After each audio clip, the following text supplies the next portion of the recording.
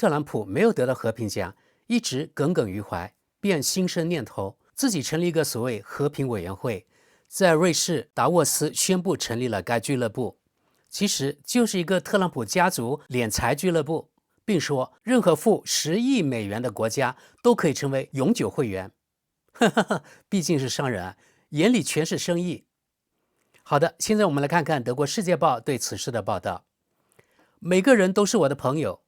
特朗普簽署和平委員會成立文件，以下國家參與其中。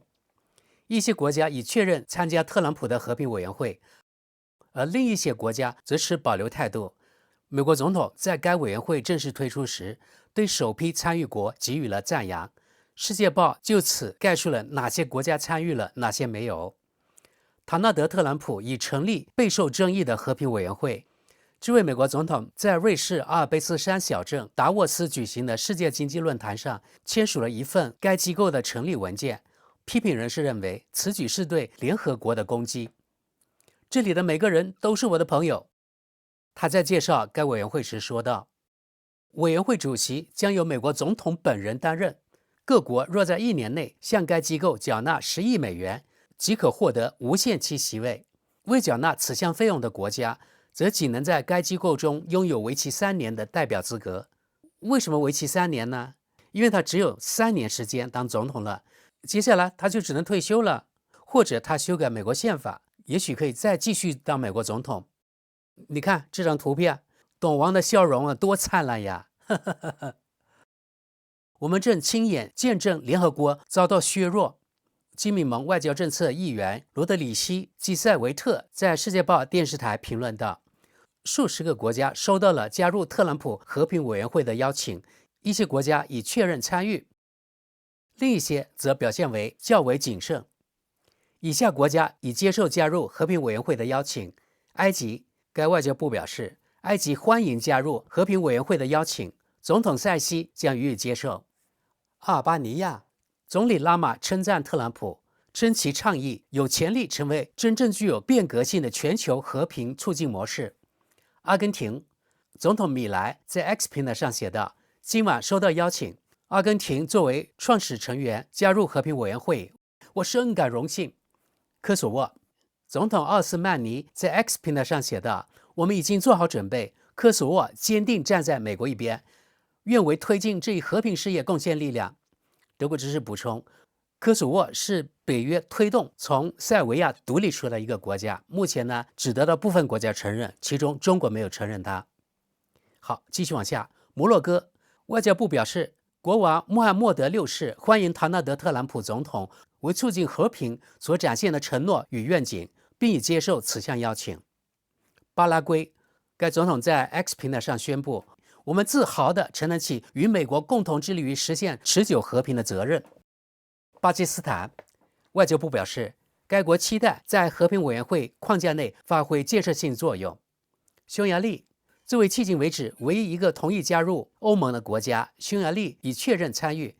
總理歐爾班在臉書上寫道：“如果是特朗普，那就是和平。我們當然接受了總統的這項殊榮邀請。”阿拉伯聯合酋長國已接受邀請，該國外交部表示，殿下重申了阿聯酋對特朗普總統領導力的信任。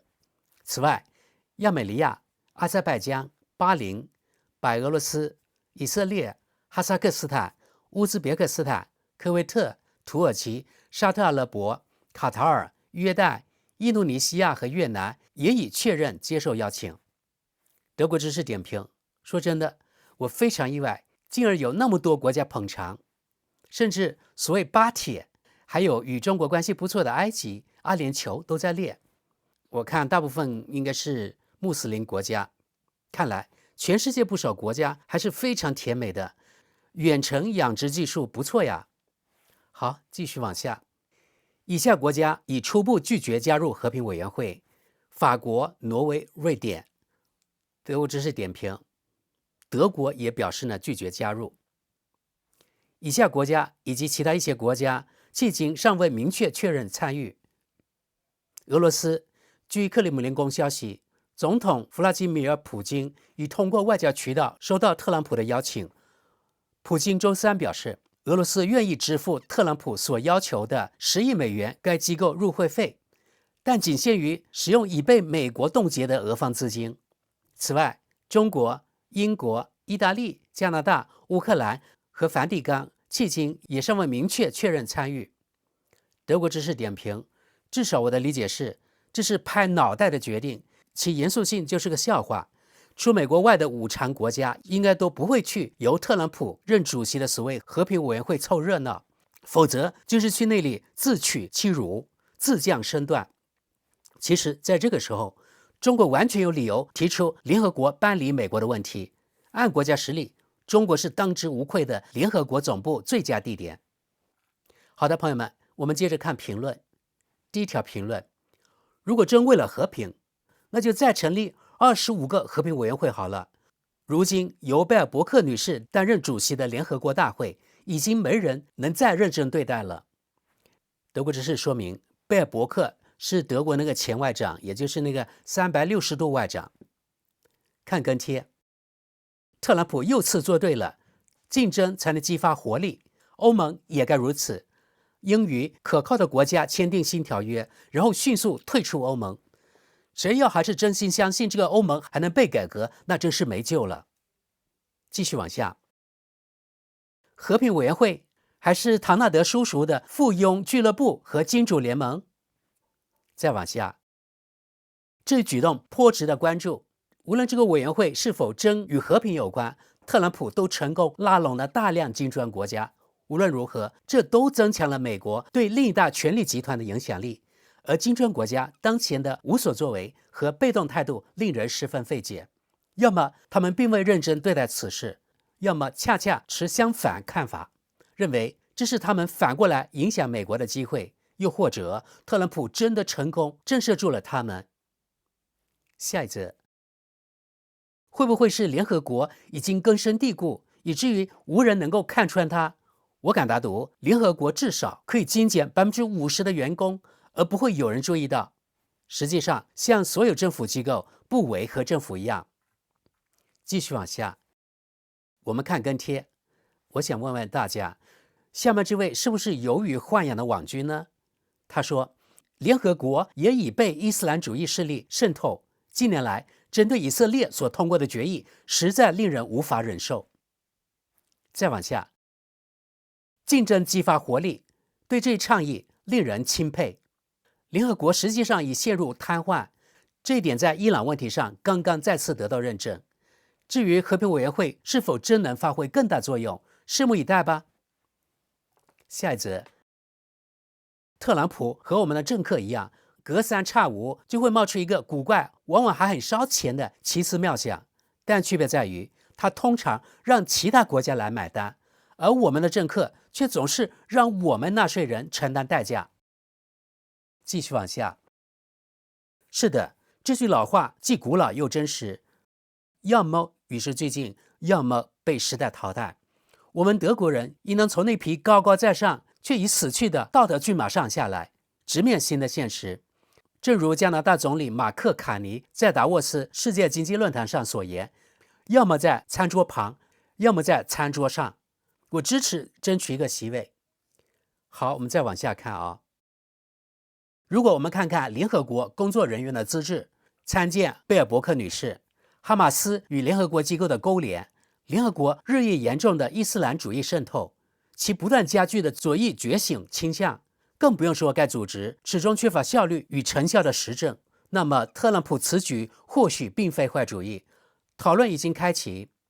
德國知識點評，我發現所有評論的人說聯合國都沒有說到實質。其實，對聯合國阻礙最大的就是美國，因為他經常長期而且大規模拖欠聯合國會費，所以搞到聯合國經常無法正常運轉。好，繼續往下。真是個精英圈子，我倒要看看這種和平到底是什麼樣子。也很好奇中國和印度會怎麼做。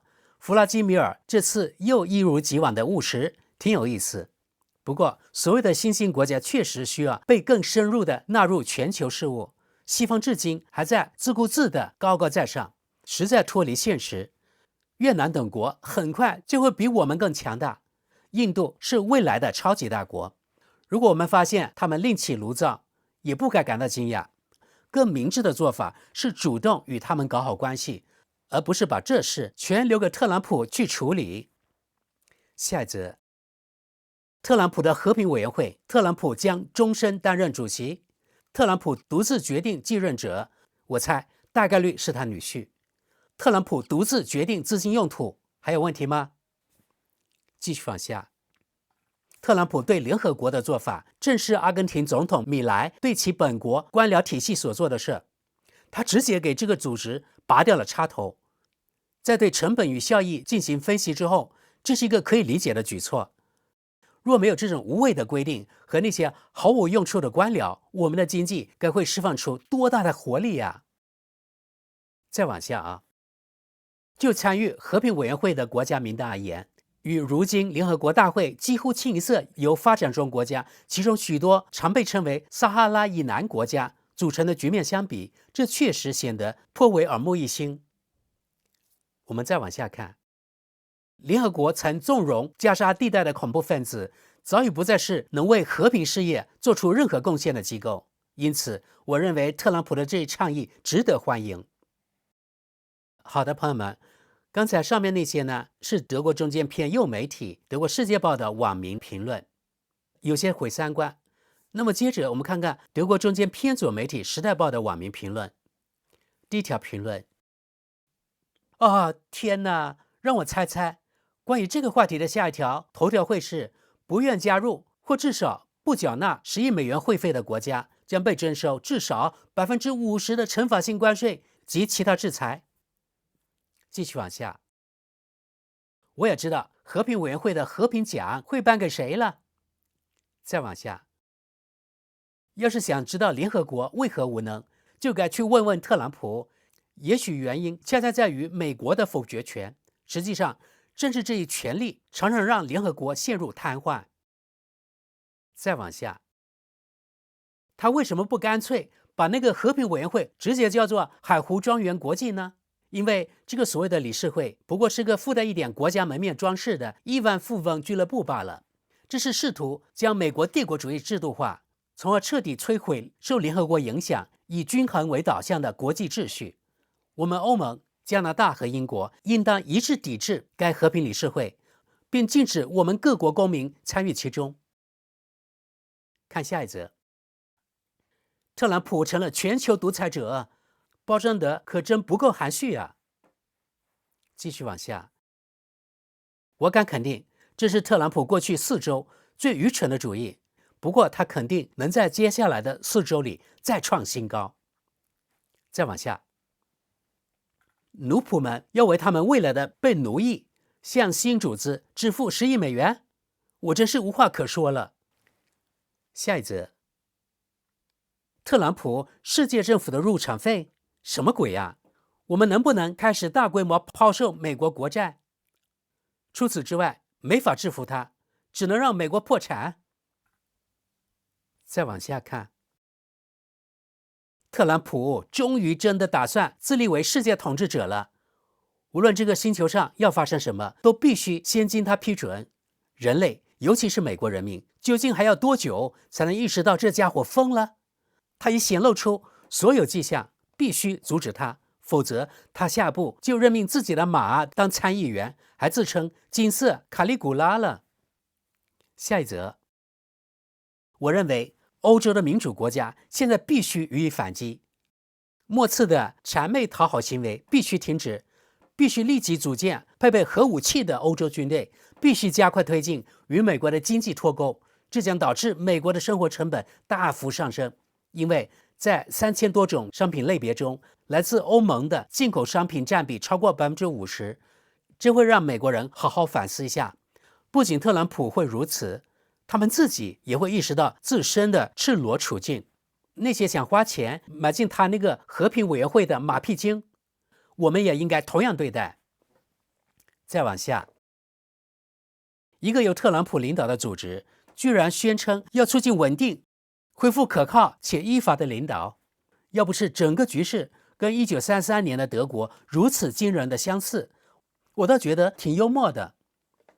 下一則，純粹的黑手黨行徑，以現金向那個頭目繳納保護費，而所換來的不過是加入一個犯罪組織的會員資格。繼續往下，他核心觀點並非全無道理。聯合國如今常常以無法有效行動亟待改革或被取代，然而他的提議聽起來卻像是由美國主導的世界獨裁。要是他真成立這個委員會，結果卻根本沒人參與，那該有多諷刺呀！我們看最後一條評論吧。特朗普想要自立為世界統治者，這才是問題的核心。這個所謂的和平委員會只會做他樂意的事，那數十億美元最終都會流入他的私人腰包。我已經能夠想象那些阿諛奉承者和特朗普崇拜者爭相購買入場券，只為參與其中，反正花的只是他們本國人民的錢。至於聯合國，確實需要徹底改革或被取代。擁有否決權的大國，正是該體系的結構性缺陷。好的，朋友們，今天就到這裡吧。大體上，德國網民的反應合乎預期。那麼，你們對這個所謂的和平委員會怎麼看呢？請在下面發言。好的，我們就到這裡了，感謝各位，我們下期見。